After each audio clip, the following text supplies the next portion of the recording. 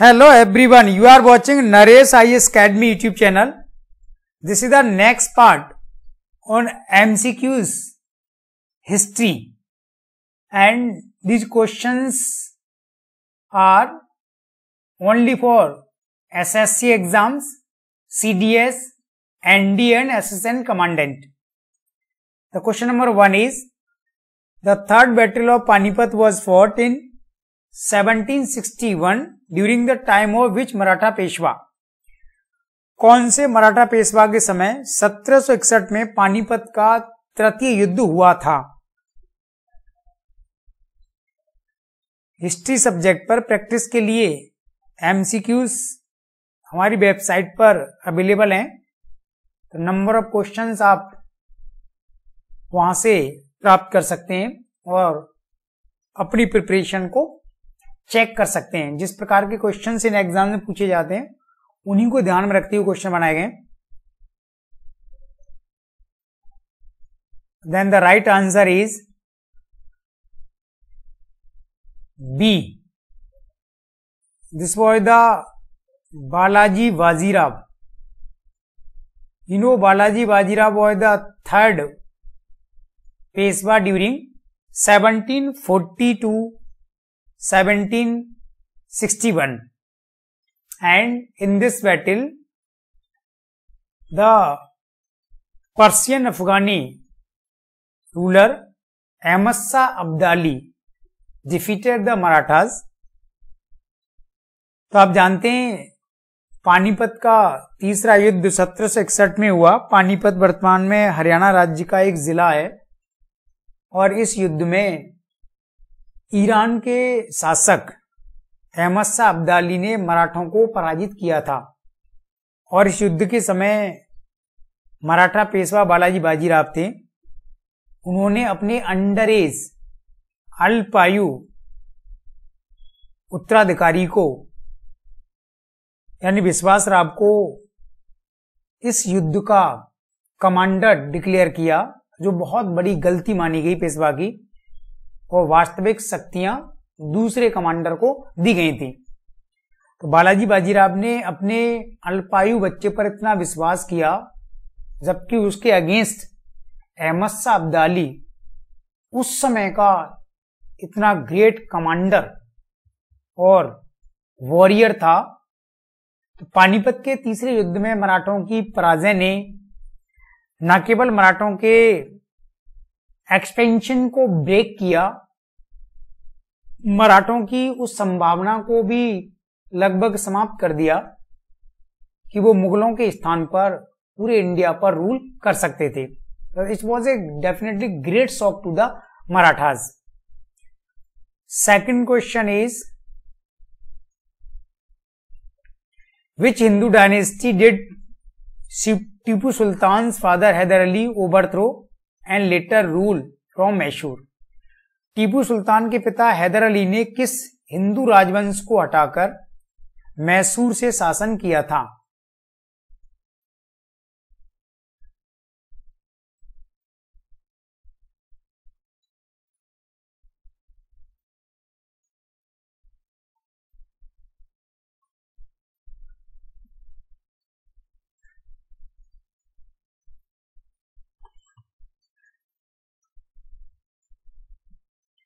Right answer is B. This was the Vodiyar dynasty. You know, Vodiyar rulers were the Hindus and dynasty started from the 14th century. Hyder Ali basically started his career as a soldier in the Mysore army, and later on he became more ambitious and overthrew the Vodiyar ruler and acquired the power of the Mysore states and declared himself as the Sultan। तो वोडियार वंश का शासन मैसूर राज्य में 14वीं शताब्दी से आरंभ हुआ और वहां हिंदू वंश के राजाओं ने शासन आरंभ किया। हैदर अली ने इस राज्य की सेना में एक सैनिक के रूप में अपना जीवन आरंभ किया था, लेकिन बाद में हैदर अली बहुत बड़ा महत्वाकांक्षी व्यक्ति बना और उसने बोडियार वंश के शासक को राजगद्दी से हटा दिया, राजा को बंदी बना लिया और खुद मैसूर राज्य का शासक बना और अपने आप को सुल्तान घोषित कर दिया। बाद में उसके पुत्र टीपू सुल्तान ने भी इसी मैसूर से शासन किया था और ईस्ट इंडिया कंपनी ने फिर टीपू सुल्तान और हैदर अली दोनों को पराजित किया और उसे छीन करके मद्रास राज्य का पार्ट बनाया था। Next question is, who established the state of Awadh in the 18th century? 18वीं शताब्दी में अवध राज्य की स्थापना किसने की?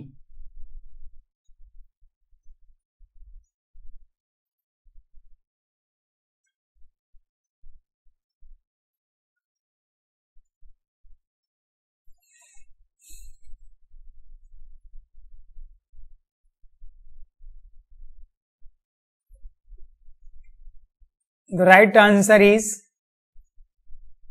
D. This was the Saadat Ali Khan. Basically, Awadh was a part of Mughal Empire, and during the second decade of 18th century, around 1722, Saadat Ali declared himself as independent ruler from the Awadh and who established Ayodhya as the first capital of Awadh state. And later on, during the British rule, Lord Dalhousie left the Awadh states in 1856 on the grounds of मिसगवर्नेंस।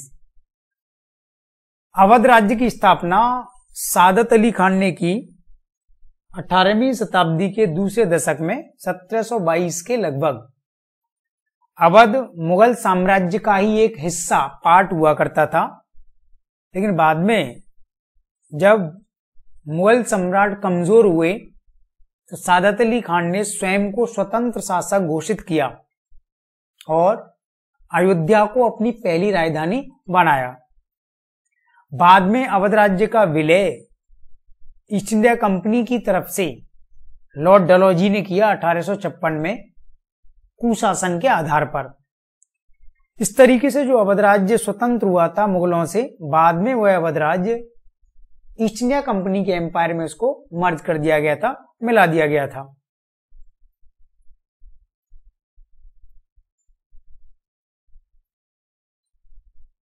Next question, इतिहास में प्रसिद्ध प्लासी का युद्ध 1757 में किसके मध्य हुआ? The battle of Plassey, famous in history, took place in 1757 between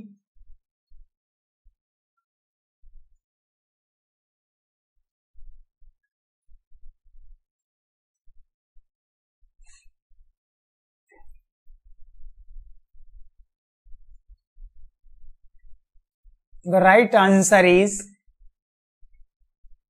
D. The battle was fought between East India Company and Nawab of Bengal, and in this battle, the army of East India Company was led by the Robert Clive, and on the other hand, this was the Siraj-ud-Dowla, the Nawab of Bengal.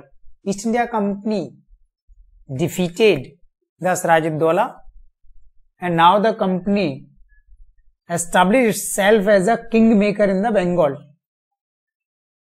तो यह युद्ध east India company और बंगाल के नवाब सिराजुद्दौला के मध्य हुआ।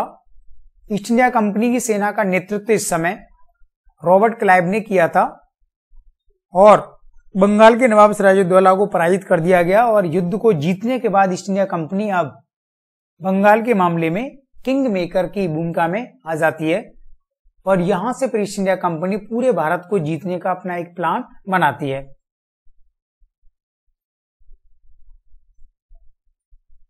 Where did the Portuguese company establish its first trading post in India? पुर्तगाली company ने भारत में अपनी प्रथम व्यापारिक कोठी कहां स्थापित की?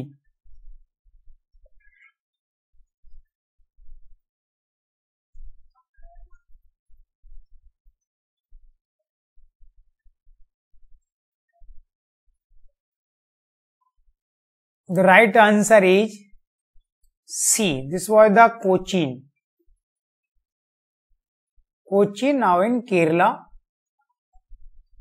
Around 1502, Portuguese company established its first trading post. And that time Portuguese started trade and commerce, especially in the spices, and through the spice trade they got a maximum profit, and gradually they enlarged their trading empire through the western coast and from Kerala to Gujarat. तो पुर्तगाली company जिसकी स्थापना 1498 में हुई थी, और इस company ने केरल के कोचीन से अपने व्यापारिक साम्राज्य को आरंभ किया। सबसे पहली व्यापारिक कोठी कोचीन में स्थापित की, और इसके बाद कंपनी ने धीरे धीरे केरल से लेकर के कर्नाटक, गोवा, मुंबई और गुजरात तक अपना पूरा एक व्यापारिक साम्राज्य स्थापित किया था। और मुख्यतः पुर्तगाली कंपनी ने दक्षिण भारत के मसाला व्यापार को टारगेट किया। काली मिर्ची और विभिन्न प्रकार के जो स्पाइसेज हैं उनको कंपनी ने यहां से खरीदा सस्ती कीमत पर, और उसको यूरोप के बाजारों में, दुनिया के मार्केट में बेच करके भारी लाभ इससे कमाया था। Next question, why which treaty ended the Karnataka Wars between the East India company and the French company?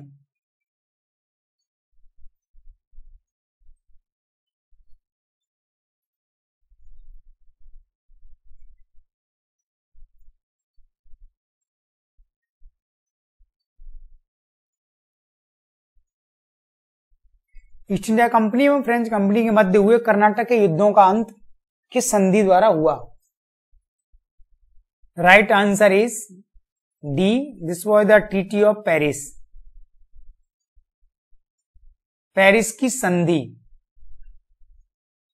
Signed in 1763, 1763 में पेरिस की संधि हुई, फ्रांस की राजधानी पेरिस में। And through the treaty England and France both agreed to return the acquired territories to each other and promise not to quarrel in future. Finally, company returned the trading post to French company, but imposed some restrictions. They could not fortify the trading posts and they could not administer the trading posts. Only they could continue the trade and commerce. The political and military activities of the French company were strictly banned. Paris की संधि 1763 में हुई, और इस संधि के माध्यम से कर्नाटक के युद्धों का अंत हुआ। कर्नाटक के युद्धों को हम अंग्रेज और फ्रांस या फ्रेंच युद्ध भी कहते हैं, और इस संधि के द्वारा भारत में कार्य करने वाली फ्रेंच कंपनी के क्षेत्रों को ईस्ट इंडिया कंपनी ने वापस कर दिया। लेकिन उसमें शर्त यह लगा दी कि आप केवल व्यापार करेंगे, प्रशासन नहीं कर सकते, सैनिक राजनीतिक गतिविधियां रन नहीं कर सकते। और इसके माध्यम से ईस्ट इंडिया कंपनी ने अब फ्रांसीसी कंपनी को पराजित कर दक्षिण भारत में अपनी सर्वोच्चता को स्थापित किया। Job Charnock, an officer of the East India Company, established the city of Calcutta during the time of which Mughal emperor? East India Company के अधिकारी जॉब चॉर्नोक ने कलकत्ता शहर किस मुगल सम्राट के समय स्थापित किया था? Right answer is this was the Aurangzeb, B answer.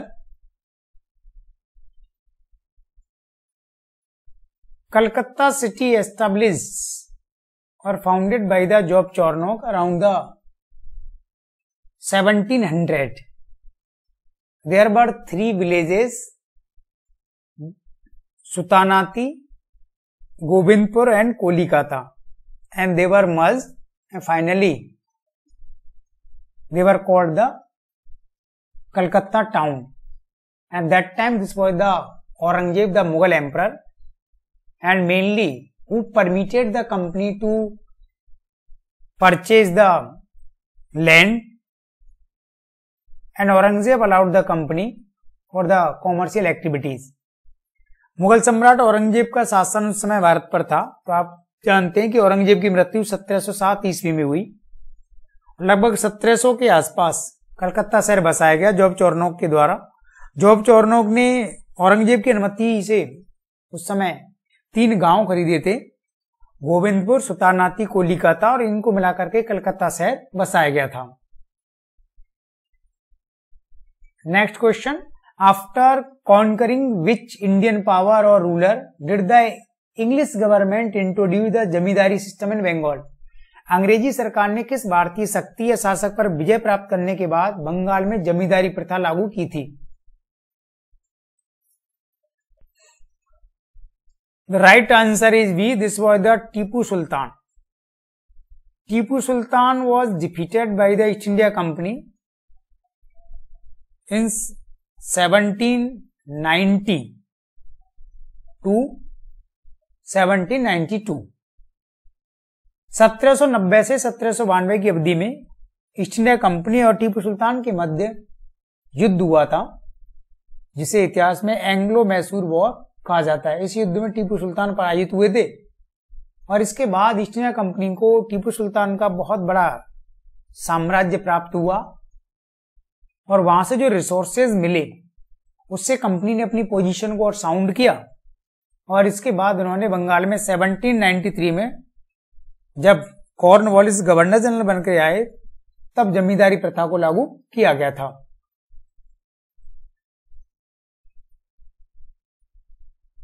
Next question, after which event did Gandhi ji suspend the non cooperation movement? Gandhi ji ने असहयोग आंदोलन को किस घटना के बाद स्थगित किया था?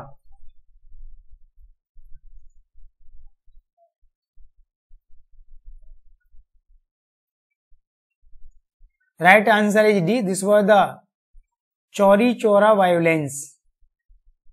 Chauri Chaura is a place near the Gorakhpur district of Uttar Pradesh. The non cooperation movement converted into violence on 5th of February 1922 and after the 7 days on 12th Feb 1922 Gandhi ji suspended the movement. Chauri Chaura वर्तमान में उत्तर प्रदेश के गोरखपुर जिले के पास है। असहयोग आंदोलन के समय यहां पर हिंसा भड़क उठी। 5 फरवरी 1922 को यह घटना हुई और इसके 7 दिन बाद 12 फरवरी 1922 को गांधी जी ने असहयोग आंदोलन को सस्पेंड कर दिया था। Next question, where did Gandhi ji start the quit India movement in 1942? Gandhi ji ने 1942 में भारत छोड़ो आंदोलन कहां से आरंभ किया था?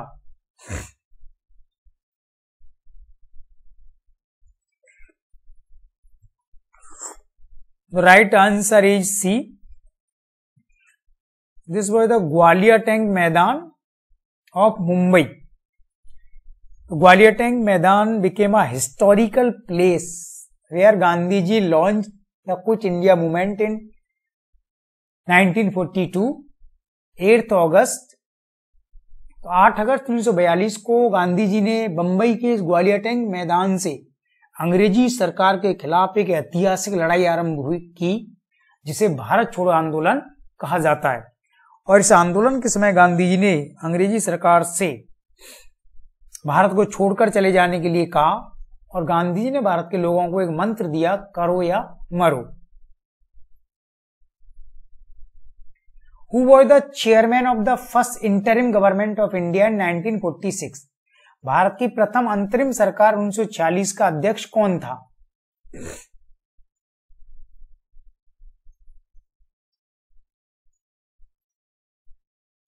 The right answer is B. This was the Governor General Lord Bevell. India's first interim government was formed on the 2nd September 1946. Governor General Lord Bevell became the president and Jawaharlal Nehru became the vice president. Bharat की पहली अंतरिम सरकार 2 सितंबर 1946 को बनी। भारत के उस समय के गवर्नर जनरल या वाइसराय लॉर्ड बेवल इसके अध्यक्ष बने, सभापति, और जवाहरलाल नेहरू इसके उपसभापति यानी वाइस प्रेसिडेंट बने थे। Next question, who among the following started the home rule league movement in 1916? निम्न में से किसने 1916 में होम रूल लीग आंदोलन आरंभ किया था?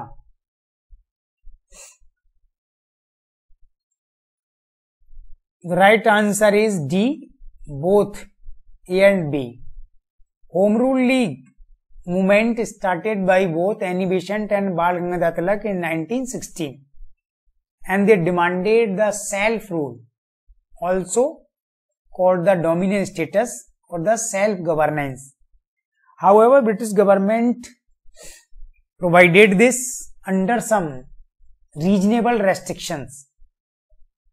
1916 में होम रूल लीग आंदोलन एनी बेसेंट और बाल गंगाधर तिलक दोनों ने आरंभ किया था, अलग अलग स्थानों से, और दोनों के आंदोलन का उद्देश्य एक ही था कि देश के भीतर का शासन, स्वशासन हमको चाहिए, भारत की आजादी नहीं।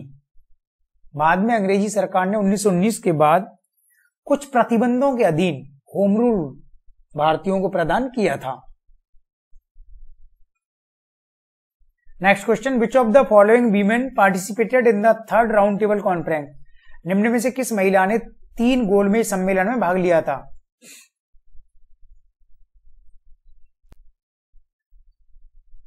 The right answer is C, this was the Jahan Ara Shahnawaz. She participated all the 3 round table conferences. These conferences were held during 1930 to 1932।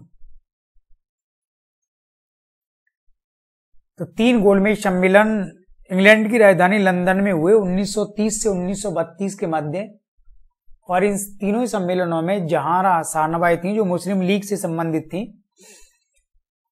उन्होंने इनमें भाग लिया, जबकि राधाबाई सुब्बाराव ने पहले 2 गोलमेज सम्मेलन को ज्वाइन किया।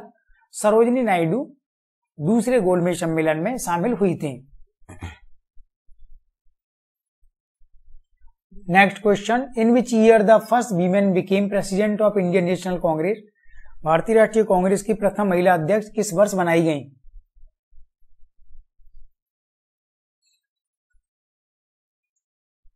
Right answer is C, 1917। This was the Calcutta session of Indian National Congress. Annie Besant became the first women president of Congress. Annie Besant was the Irish woman, and she played an important role in Indian politics and the freedom struggle. Annie Besant पहली महिला थी जो भारतीय राष्ट्रीय कांग्रेस की अध्यक्ष बनी 1917 में, जब कांग्रेस का कलकत्ता में अधिवेशन हुआ था 1917 में। एनी बेसेंट आयरलैंड की महिला थी, उन्होंने भारत के राष्ट्रीय आंदोलन में, भारतीय राष्ट्रीय राजनीति में महत्वपूर्ण भूमिका निभाई। Which committee was formed to investigate the Jallianwala Bagh incident in 1919? Jallianwala Bagh घटना 1919 की जांच हेतु कौन सी समिति बनाई गई थी?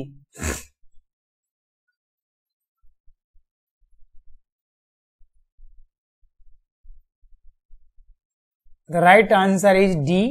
This was the Hunter Committee. Committee was chaired by the William Hunter. And there was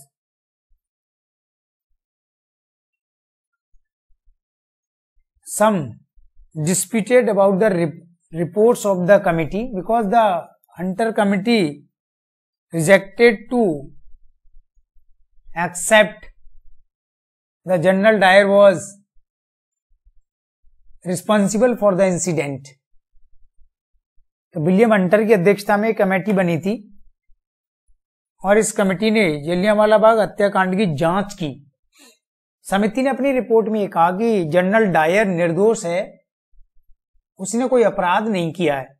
भारतीयों ने इसका जबरदस्त विरोध किया था। Next question, which movement was started by the Congress against the partition of Bengal? Bengal विभाजन के विरोध में कांग्रेस ने कौन सा आंदोलन आरंभ किया था?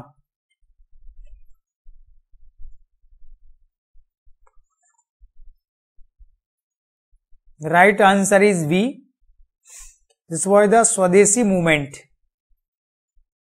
Bengal was partitioned in 1905 by the Lord Curzon, contemporary Governor General, and Indians to nullify or neutralize the partition of Bengal started the Swadeshi movement. However, it was failed. Bengal का विभाजन उस समय के गवर्नर जनरल लॉर्ड कर्जन ने किया था 1905 में, और भारतीयों ने इसके विरोध में स्वदेशी आंदोलन आरंभ किया 1905 में। लेकिन स्वदेशी आंदोलन बंगाल के विभाजन को रोकने में सफल नहीं हुआ और स्वदेशी आंदोलन विफल हो गया, और बंगाल का जो विभाजन था 1911 तक बना रहा।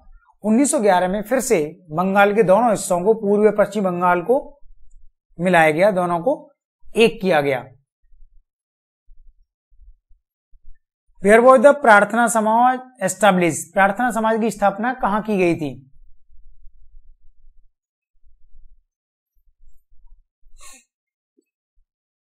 Right answer is B. Prarthana Samaj was founded in Mumbai 1867 and this was the Atmaram Pandurang, Govind Mahadev Ranade and the other social reformers. And the main object of Prarthana Samaj or the prayer society to targeting the different kinds of social evils prevailing in the Indian society. तो प्रार्थना समाज की स्थापना 1867 में बंबई में की गई आत्माराम पांडुरंग, गोविंद महादेव रानाडे और अन्य समाज सुधारकों के द्वारा। इसका एक मुख्य उद्देश्य यह था कि भारतीय समाज में जो सामाजिक बुराइयां उस समय फैली हुई थी, चाहे बाल विवाह के रूप में, सती प्रथा के रूप में, दहेज प्रथा, बहु विवाह, इन सब के खिलाफ आवाज उठाना। और प्रार्थना समाज का कार्यक्षेत्र काफी सफल माना जाता है। Next question, when did Gandhi ji start the salt satyagraha? Gandhi ji ने नमक सत्याग्रह कब आरंभ किया था?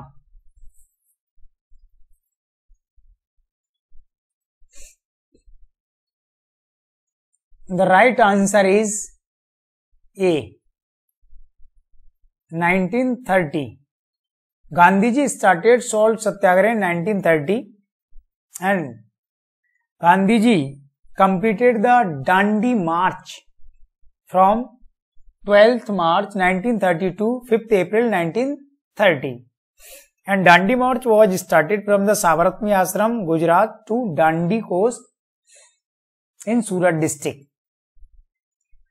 गांधी जी ने नमक सत्याग्रह आरंभ किया 1930 में। इसके लिए गांधी ने डांडी मार्च, डांडी यात्रा निकाली थी, और यह यात्रा 12 मार्च 1930 से गुजरात के साबरमती आश्रम से आरंभ हुई थी, जिसमें गांधी जी अपने फॉलोअर्स के साथ पैदल चले 24-25 दिन, और 5 अप्रैल 1930 को अगले महीने ये यात्रा पहुंचती है।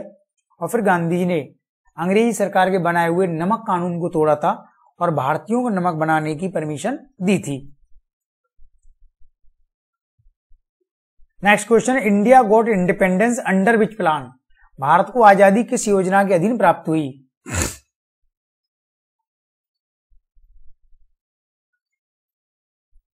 Right answer is C, this was the Mountbatten plan. Mountbatten plan presented by the Mountbatten, the last governor general of India, on 3rd June 1947. India was partitioned into India and Pakistan, and Mountbatten granted the independence to both the dominions. तो Mountbatten योजना भारत के अंतिम governor general Lord Mountbatten ने प्रस्तुत की थी 3 जून 1947 को। इस योजना के द्वारा भारत का विभाजन भारत पाकिस्तान के रूप में किया गया और दोनों को आजादी दी गई थी। And the last question is, in which case the revolutionary Khudiram Bose was hanged? क्रांतिकारी खुदीराम बोस को फांसी किस केस में दी गई थी?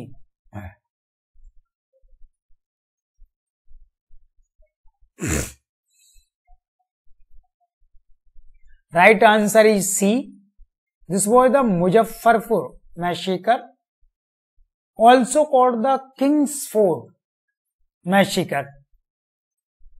Kingsford was the British official और magistrate, and this incident took place in 1908. Later on, Khudiram Bose was imprisoned and who granted the capital punishment. Muzaffarpur हत्याकांड को किंग्सफोर्ड हत्याकांड भी कहा जाता है और यह घटना 1908 को घटित हुई। किंग्सफोर्ड एक बड़े जिला मजिस्ट्रेट थे जिन्होंने भारतीयों को कठोर सजाएं सुनाई थी और इसका बदला लेने के लिए खुदीराम बोस और प्रफुल्ल चाकी ने किंग्सफोर्ड की हत्या का एक प्लान किया था। बाद में खुदीराम बोस को सरकार ने पकड़ लिया और खुदीराम बोस को फांसी दी गई थी, जबकि प्रफुल्ल चाकी ने अपने आप को गोली मार ली थी। ये कुछ क्वेश्चन हैं, इनके थ्रू आप अपनी प्रिपरेशन को एक डायरेक्शन दे सकते हो। बहुत बड़ी संख्या में क्वेश्चन, स्टैंडर्ड क्वेश्चन जो आपको आपके एग्जाम में काफी हेल्प करेंगे, वो आप हमारी वेबसाइट नरेश आईएएस अकेडमी से ले सकते हैं। हमारी वेबसाइट के थ्रू आप देखेंगे कि बहुत सारे सब्जेक्ट पर हमने फ्री कंटेंट दिया हुआ है। पूरा इंडियन कॉन्स्टिट्यूशन कंप्लीट ए से लेकर जेड तक कॉन्स्टिट्यूशन हमने फ्री में समझाया हुआ है, तो आप यूट्यूब पर देख सकते हैं। राजस्थान का पूरा जीके, कंप्लीट जीके, राजस्थान का हिस्ट्री है, इकोनॉमी है, ज्योग्राफी है, राजस्थान की पॉलिटी है, ये सब यूट्यूब पर फ्री ऑफ कॉस्ट दिया हुआ है। नंबर ऑफ क्वेश्चन प्रैक्टिस के लिए दिए गए, इसलिए आप वेबसाइट को सर्च करें और अपने एग्जाम के अकॉर्डिंग जो भी वाइटल इंफॉर्मेशन है उसको आप वहां से प्राप्त कर सकते हैं। Thank you.